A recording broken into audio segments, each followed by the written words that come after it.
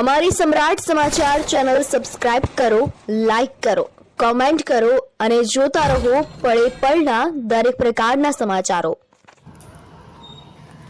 Talaja Mahuva highway ઉપર બે bike વચ્ચે ગંભીર અકસ્માત સર્જાતા 4 જેટલા વ્યક્તિઓને નાની મોટી ઈજાઓ પહોંચી। તળાજાથી મહુવા જતા સોમનાથ નેશનલ હાઈવે ઉપર નવા શોભાવડ ગામના પાટિયા પાસે બે બાઇક વચ્ચે ધડાકાભેર અકસ્માત થયો હતો। આ અકસ્માતના બનાવમાં કુલ 4 જેટલા વ્યક્તિઓને નાની મોટી તેમજ ગંભીર ઈજાઓ થઈ છે। આ તમામ ઈજાગ્રસ્ત વ્યક્તિઓને 108 મારફતે તળાજા હોસ્પિટલ ખસેડવામાં આવ્યા હતા, જેમાંથી એક વ્યક્તિને ગંભીર ઈજા થયેલ હોય જેને ભાવનગર હોસ્પિટલ ખસેડવામાં આવ્યા છે।